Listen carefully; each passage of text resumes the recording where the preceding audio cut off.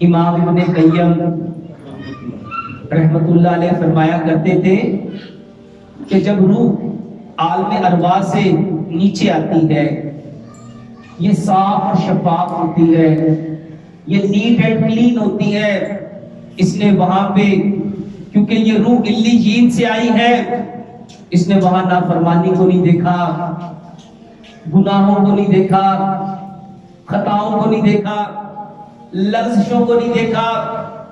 جب یہ روح انسان میں آتی ہے میرے محترم بھائیوں، انسان کو ایسے کام کرتے ہوئے دیکھتی ہے جس کے کرنے کا اس کے رب نے حکم نہیں دیا۔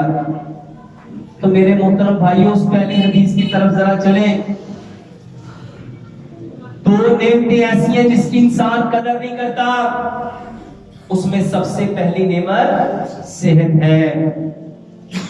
ہم ایسا دیکھتے ہیں جس کے دیکھنے کا ہمارے رب نے ہمیں اجازت نہیں دی، پرمیشن نہیں دی۔ جب ہم وہ سنتے ہیں جس کے سننے کا رب نے حکم نہیں دیا، ہم وہ بولتے ہیں جس سے رب نے منع کیا، ہم اس کو چاہتے ہیں، ان چیزوں کی خواہشات جو میرے رب نے میرے لیے الاؤ نہیں کی۔ تو کیا ہوتا ہے؟ وہ دوسری حدیث، جب انسان ایسا عمل کرتا ہے جو صحیح نہیں ہوتا تو اس کے دل پہ کیا لگتا ہے؟ داغ لگتا ہے۔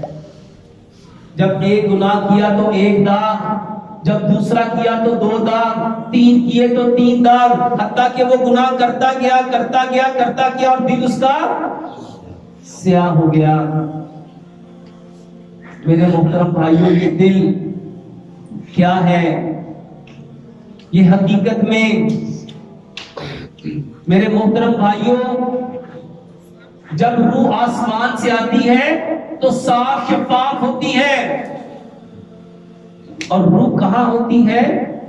آج کی ماڈرن میڈیکل سائنس بتاتی ہے یہ جو دل کی دھڑکن ہے، یہ جو دل کی دھک دھک ہے، یہ جو ہارٹ بیٹ ہے، یہ جو پیلپیٹیشن ہے، یہ جو نبض ہے، یہ جو پلس ہے، میرے محترم بھائیوں، اس نبض کو، اس پلس کو، اس ہارٹ بیٹ کو، اس دل کی دھڑکن کو میرے محترم بھائیوں آج کی سائنس کہتی ہے جب انسان کے اندر سے وہ جو اس کو زندہ رکھنے والی طاقت ہے وہ نکلتی ہے تو سب سے پہلے اس کی دل کی دھڑکن بند ہوتی ہے، اس کی روح، جس کو اسلام روح کہتا ہے، وہ اس کی دل کی دھڑکن کا نام ہے۔ جیسے ہی روح نکلی تو دھڑکن کیا ہو جاتی ہے؟ ختم ہو جاتی ہے۔ یہ وہی دل ہے جس پہ داغ لگا، کس کی وجہ سے؟ گناہ کی وجہ سے۔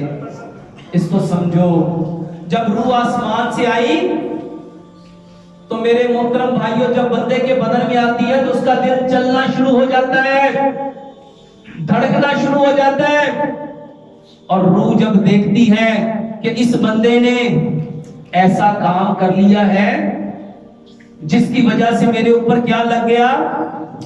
داغ۔ ایک گناہ کیا ایک داغ، دو کیے دو داغ، تین کیے تین داغ، حتیٰ کہ گناہ کرتے کرتے کرتے ہم نے اپنی روحوں کو کیا کر دیا؟ کالا کر دیا۔ روح بے قرار ہو گئی، روح بے چین ہو گئی۔ کس وجہ سے؟ کہ یہ جو داغ لگ گئے ہیں اس کی وجہ سے اب میں واپس علیین کی طرف نہیں جا سکتی، بلکہ مجھے ان داغوں کی وجہ سے کہاں جانا پڑے گا؟ سجین میں۔ اب وہ روح کس کی وجہ سے بے قرار ہے؟ سجین کی وجہ سے، کیونکہ جو داغ لگے، جو گناہ ہوئے، وہ جان گئی کہ اگر یہ میرے اوپر لگے رہے تو میں واپس اپنے اصل مقام، اصل ٹھکانے، اصل گھر کی طرف لوٹ سکتی نہیں ہوں۔ میرے محترم بھائیوں، روح کا بے چین ہونا، بے قرار ہونا، بے سکون ہونا ہماری طبیعت کی خرابی کا باعث بنتا ہے۔ ہماری طبیعت خراب کیوں ہے؟ کیونکہ روح بے چین ہے، روح بے قرار ہے، روح بے سکون ہے۔ اب ہوا کیا، ہماری طبیعت خراب ہوئی تو ہمیں جانا کہاں تھا؟ ہمیں اس حدیث کو سمجھنا تھا جو پیارے پیغمبر جناب محمد صلی اللہ علیہ وآلہ وسلم نے بتلائی کہ میری پوری کی پوری امت گناہگار ہے، میری پوری کی پوری امت گناہگار ہے۔ بہترین گناہگار وہ ہیں جو گناہ کر کے توبہ کر لیتے ہیں۔ اور نبی صلی اللہ علیہ وآلہ وسلم کی دوسری حدیث، آپ صلی اللہ علیہ وآلہ وسلم نے فرمایا میں محمد صلی اللہ علیہ وآلہ وسلم ایک دن میں 70 مرتبہ توبہ کرتا ہوں، ایک دن میں 70 مرتبہ توبہ کرتا ہوں۔ دوسری حدیث میں بتلایا کہ میں محمد صلی اللہ علیہ وآلہ وسلم ایک دن میں 100 مرتبہ توبہ کرتا ہوں۔ تو ہم نے کرنا کیا تھا؟ ہم نے توبہ کرنی تھی۔ توبہ کس چیز کا نام ہے؟ توبہ نام تھا وہ جو دل کے اوپر داغ لگائے تھے اس کو دھونے کا نام توبہ ہے۔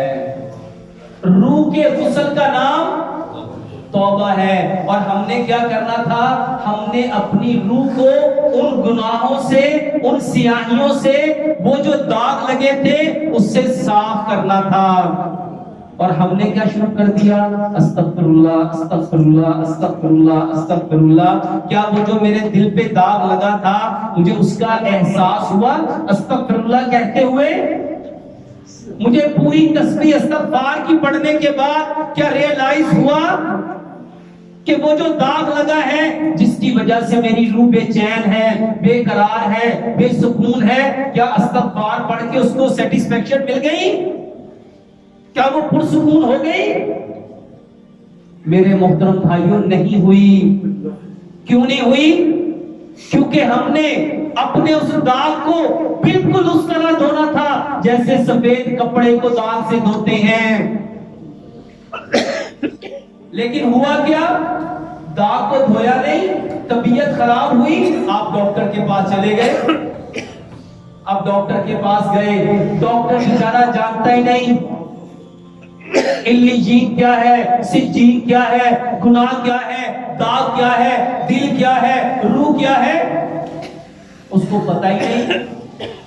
اس نے آپ کو چیک کیا اور اس کے پاس جو انفارمیشن تھی، اس کے پاس جو نالج تھا، اس نے جو ایجوکیشن حاصل کی تھی اس کے اکارڈنگ آپ کو بتا دیا آپ کا بلڈ پریشر بڑھ گیا، آپ کا ٹرائیگلائسرائڈ بڑھ گیا، آپ کو ہارٹ کا پرابلم ہو گیا، آپ کا جگر خراب ہے، آپ کے معدے میں پرابلم ہے۔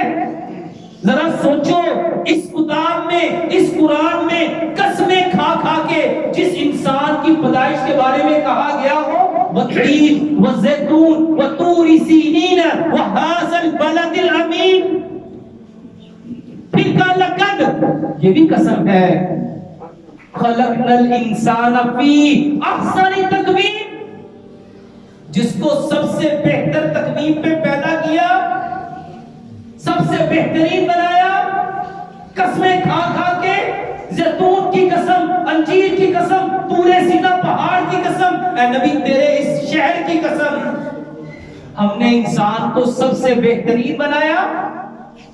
ذرا سوچو یہ بیمار کیوں ہو گیا؟ اس کے اندر بیماری کہاں سے آ گئی؟ بیماری کی ایکچوئل ریزن کیا ہے؟ اب جس ڈاکٹر کو یہ پتہ ہی نہیں، اب جو 20 سال پہلے ڈاکٹر کے پاس گیا اور وہ ڈاکٹر اس کو بلڈ پریشر کی دوائی دے رہا ہے اور وہ 20 سال سے کھا رہا ہے، کیا بلڈ پریشر ٹھیک ہو گیا؟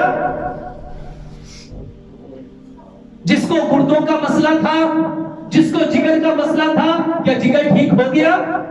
72 انجیکشن لگے، ایک سیشن لگا، نہیں فرق پڑا، ڈاکٹر نے کہا 72 اور لگا لو۔ جس کا شوگر کا لیول بڑھا، 20 سال سے وہ دوائی کھا رہا ہے، وہ میٹفورمین کھا رہا ہے، وہ انسولین چڑھا رہا ہے، کیا 10 سال انسولین لگا کے، میٹفورمین کھا کے، ڈائیبل کھا کے، گلوکوفیج کھا کے، کیا وہ شوگر لیول پہ آ گئی؟ کیوں نہیں آئی؟ اگر علاج تھا تو کیوں نہیں آئی؟ کیونکہ میرے محترم بھائیوں طبیعت خراب تھی. خراب کون تھا؟ روح. علاج کس کا کرنا تھا؟ اور ہم سب نے کس کا علاج شروع کر دیا؟ جسم کا، باڈی کا.